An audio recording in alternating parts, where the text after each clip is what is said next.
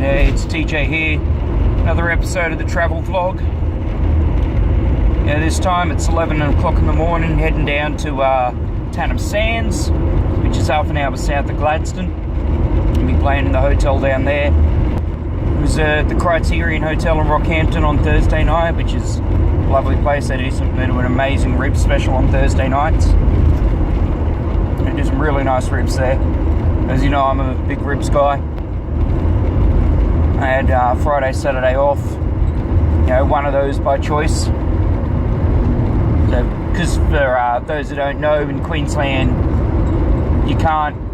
it's illegal to serve booze. It's illegal to, operate a bottle shop on the Friday. It's illegal to sell booze in the pubs unless you've got a restaurant license, and even then you're only allowed to sell drinks to someone while they're eating. Which, I'm not the biggest fan of. I'm fine if you've got your religion, that's totally cool. If you want to live by the letter of it, that's awesome. Or at least what you perceive the letter of it to be, that's cool. You do what you got to do. I'm glad you're doing you out there. But I do have a bit of a problem when it's when your religion is kind of imposed into a law. It really sucks that I can't go down to the pub, on one of my few days off, and have drinks with the crew. It really sucks I can't go to a bottle shop, pick up what I want. And even in my line of work, it's because most of our work is in pubs and it's in clubs. It's in hotels. So it really does impact on my ability to be able to kind of do my job. Being told that I'm not allowed to, but really I'm, prohibited from doing most of my work because of somebody else's religion. And, it's, from where I'm sitting, it feels pretty shitty. But, again, it's cool if you want to follow your own religion, that's great. Just don't try to put it into law. Big believer of separation of church and state. But anyway, enough about that.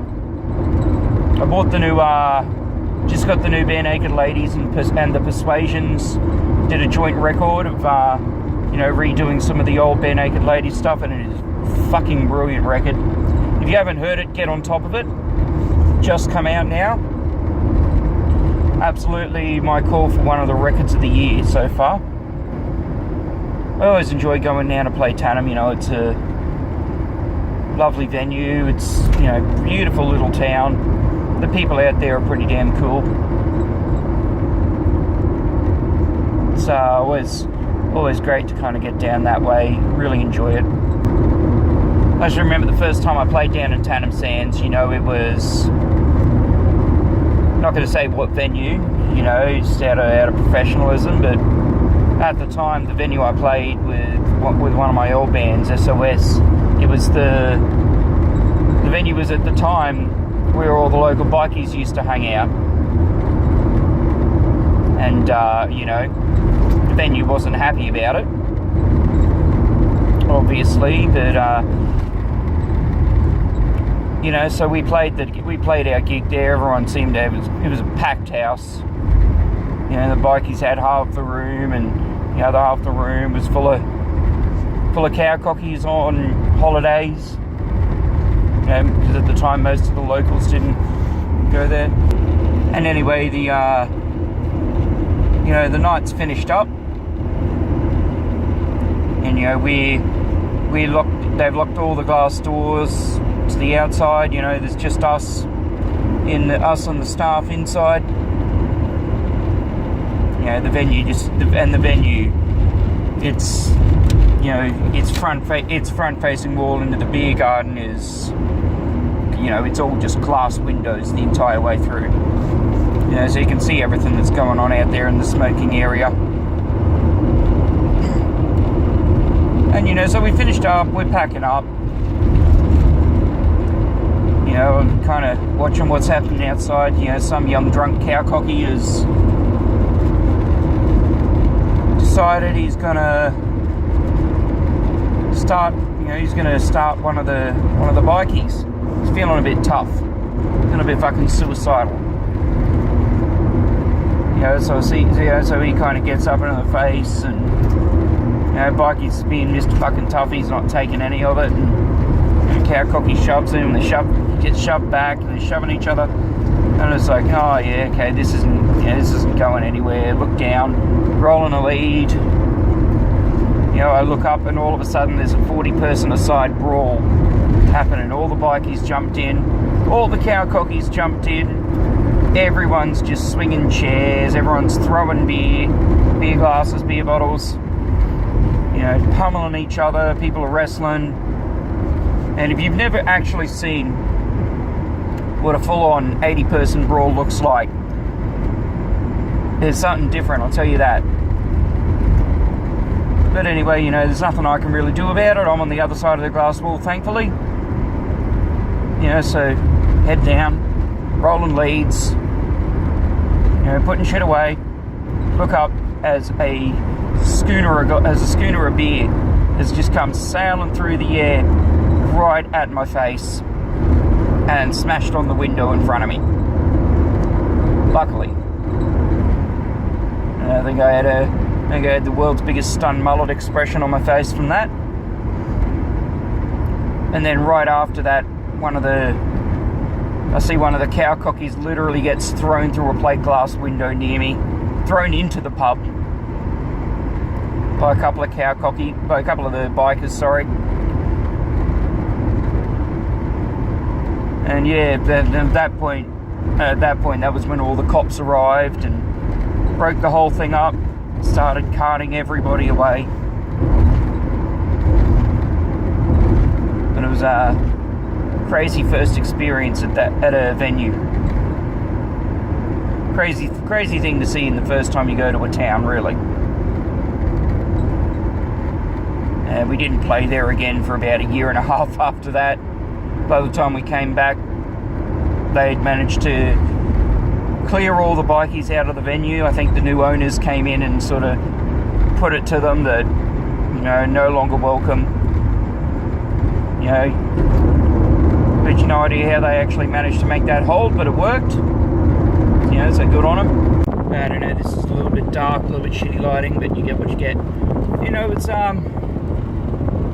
It's a decent gig, Tam Sands is lovely as always. It was a little bit smaller a crowd than we were kind of hoping for, but with your Easter weekend that sort of happens. It's always a coin flip with whether everybody's headed out of town for the 4 days or whether everyone's decided they're just going to stick around. It didn't really help that this year Easter weekend was, at the end of school holidays. Usually it's at the beginning, but because it's at the end, even if everyone's in town, they're still kind of tapped out, used all of their discretionary income. So they're all that disposable income, as the marketing execs so love to say. But still, it's a great gig. We sold some merch, which is seriously, it's one of the biggest compliments. One of the biggest compliments you can ever give a musician is to buy some merch at the gig. And it's like I got the CD for $10. I got the Stubby Coolers for $6. I don't think they're unreasonable prices. But whenever somebody picks them up, it's a huge, huge, huge compliment. It's always nice, if you want to buy a muso a drink, that's cool. That's really cool. But maybe instead, if you really want to pay them an even bigger compliment, instead of buying them a drink, buy a Stubby Cooler, buy a CD. I know a lot of bands out there have things like lighters and tea towels and stuff like that. Buy something that all your friends are going to see. It's also nice to have to have a little physical reminder of a good gig. I always try to get merch at every show I go to. This gig tonight was set up as were the the Emerald and Mark Oldham ones last week. I've got a really great management and booking agency team behind me. You know, Pappy and Di at Platypus Road. They're lovely people. You know, it's really cool that they are willing to do so much work to help keep us musicians in work. So, you know, I always feel like, you know, no matter how much I say thank you and no matter how much I tell people about how much I'm appreciative of them, I always feel like I can never say it enough. But, you know, maybe that's just me.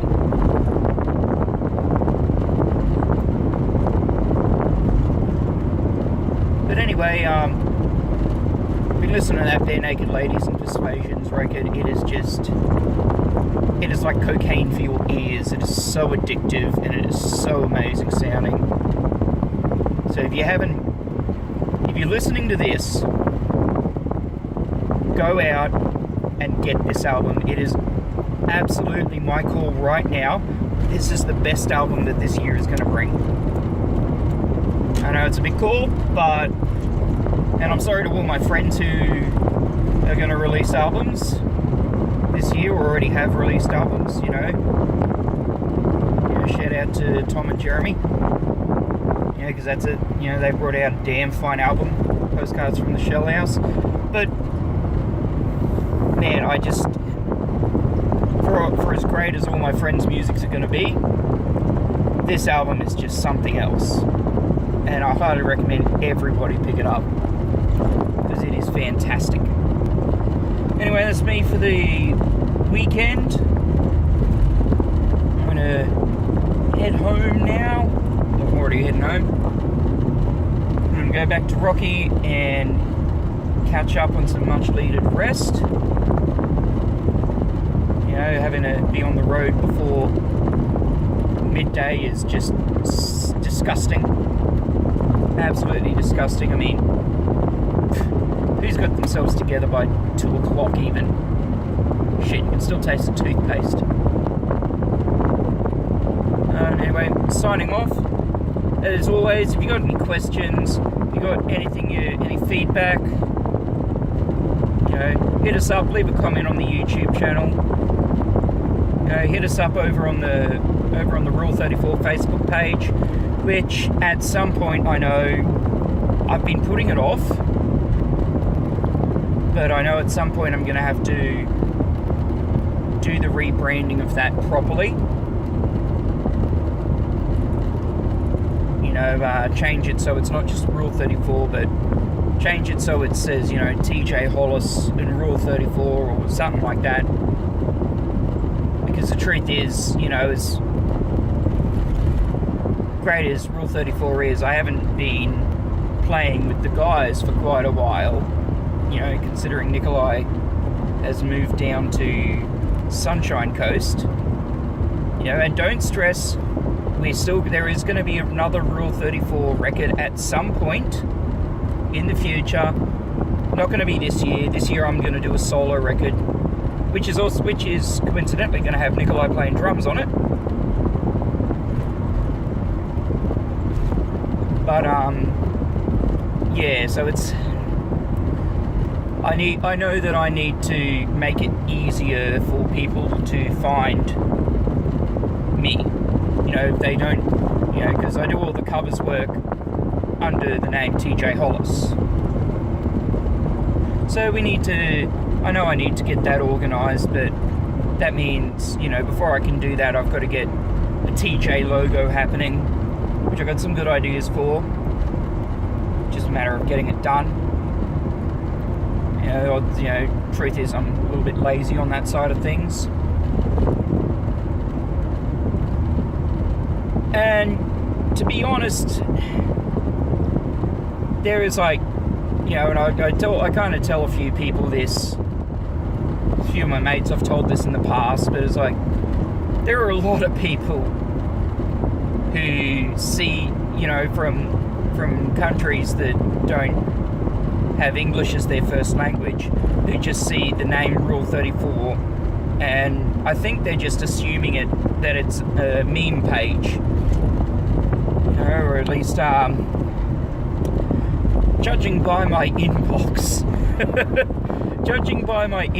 where I get ridiculous amounts of Rule 34 porn, of hand-drawn Rule 34 pornography getting sent to me because I'm assuming they want me to post it, and I have to kind of explain, hey, good work, that's funny, that's really, you've done really well with your drawing, with your art there, but this is actually the fan page of an Australian band called Rule 34.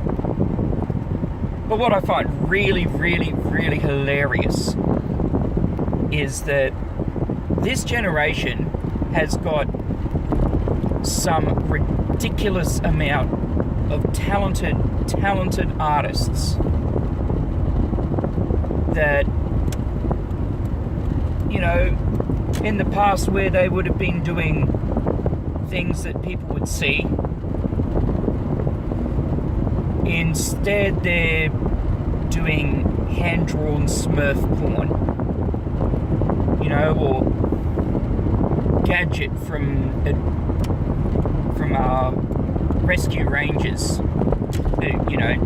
Gadget is bae, can't argue that. I think the most disturbing one I got was recently. I got somebody had hand-drawn, and the art is impeccable. The lines are impeccable, the colouring is impeccable, but someone's hand-drawn Mr. Popo, I think that's his name, from Dragon Ball Z. He's sitting at a computer having one off the wrist to a picture of Jinx from Pokemon. And this is what my life has become. Saying all of this out loud, holy shit, this is what my life has become. But you know what? It's kind of funny. But it's just, again, it's so weird that you've got these amazingly talented artists, and instead of being out there becoming the next Picasso, becoming the next Bob Ross, who is God, they're drawing Smurf porn and Dragon Ball Z porn. But the upside of all this, why I've been a little bit lazy on it, is it pumps up the likes numbers. You got to be honest about that. And in the original scene, when you're doing bookings, that's something that booking agents look at. That's something that venues look at. They look at, oh, how many likes does he have? Now, it's the difference between having 500 likes, which, is great, and every time somebody likes the fan page, it's so super cool and appreciated, don't get me wrong. But it's the difference between having 500 likes, and at the moment, I think I've got 800. I think we just crossed 800, which is, it's great. Having 800 likes really looks the shit to booking agents. And is it cheating a bit? Yeah, well, kinda. This is an industry all about image, so you got to roll with whatever you can get, I suppose. I mean, it's certainly advantage of my band name. I can't, I don't think you're going to see the Strokes getting a whole bunch of people going, oh, hey, my grandma had a stroke, I'll like that page. And I feel bad about making that joke even now. So to leave it on an incredibly high note, very classy high note like that, I'm going to sign off for this weekend. I'll see all you guys later on. Don't forget, ask questions in the comments. Please leave a like, subscribe, all that sort of rubbish. I say all that sort of rubbish, but you have no idea exactly how much it really helps us in the industry. And how much is really, really appreciated too. But yeah, anyway, have a great week. And I'll put something up in the probably next week, because I'm heading out west again. Laters.